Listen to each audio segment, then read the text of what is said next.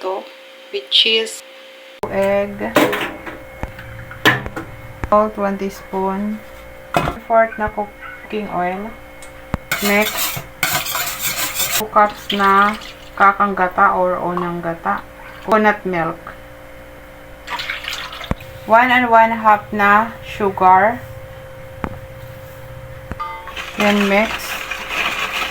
So, combine all ingredients. 1 cup na baking powder, 2 cups na flour, then mix.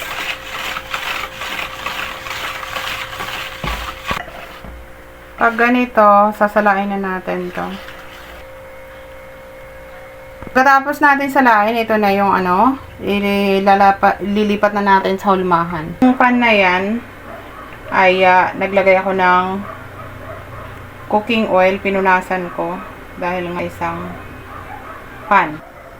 Nalagyan lang natin na itlog na pula din, yung toppings niya. Mga 3 lang.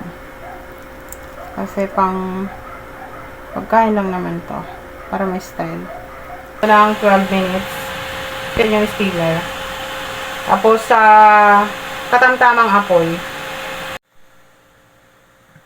Guys, yung aking cake puto with cheese and salted egg. See? Malambot siya. Yan, may may bawas kasi pinapaunan ko yung aking anak. Ito ay aking ginawa ay puto na puto na with cheese and with salted egg. Pakita ko lang sa inyo kung gaano siya yung texture niya. So good.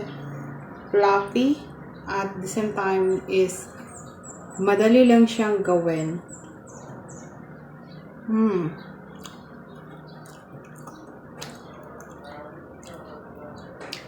Ang kanyang texture, guys. Kita ko lang sa inyo. See? Ang lambot niya. Fluffy. Kanyang texture. See?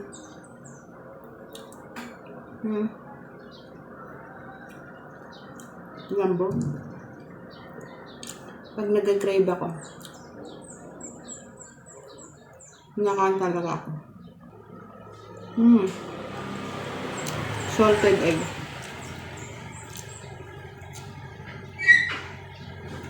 Yummy.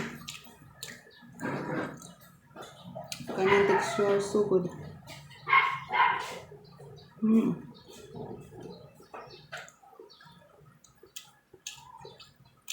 Sarap.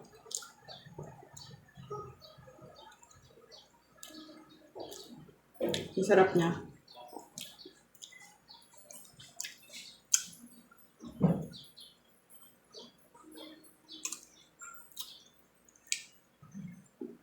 Delicious. Maganda rin to gawing business. Tubig tayo. Mainit ang panahon.